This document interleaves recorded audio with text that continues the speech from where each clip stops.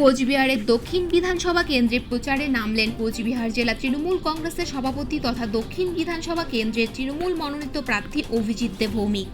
সাংবাদিকদের মুখোমুখি হয়ে তিনি জানান, এদিন 20 নং ওয়ার্ডে তিনি প্রচারে নেমেছেন। বিগত দিনগুলিতে কোচবিহার শহরের ভোট একটা বড় ফ্যাক্ট হয়ে দাঁড়িয়েছিল, তবে এবার তিনি একেবারেই আশাবাদী শহরের মানুষ তৃণমূল কংগ্রেসকে ভোট দিয়ে জয়যুক্ত করবে। আজও প্রচারে বেরিয়েছেন, কেমন সাড়া পাচ্ছেন মানুষের? এটা শহরে চলবে, যতদিন ইলেকশন আছে প্রত্যেক দিনই শহরে ওয়ার্ডে চলবে, কিন্তু সকালবেলা থেকে কিছু মানুষের সাথে দেখা হচ্ছে, বাকি অনেক মানুষের সাথে দেখা হচ্ছে না। হ্যাঁ ঠিকই ঠিক, এবারে সেই ঘাটতিটা হবে বলে আমার মনে হচ্ছে না। এবারে সেই ঘাটতি হবে বলে আমার মনে হচ্ছে না, এবং মানুষ অনেকটাই ঘুরে দাঁড়িয়েছে।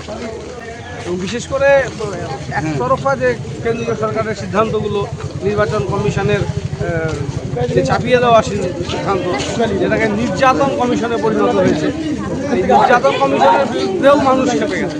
একটা সময় নির্বাচন কমিশন ছিল একটা নিরপেক্ষ প্রতিষ্ঠান, সেটা নষ্ট হয়ে গেছে। মানুষ, শহরের মানুষ সব বোঝে, সবটার উপরে তাদের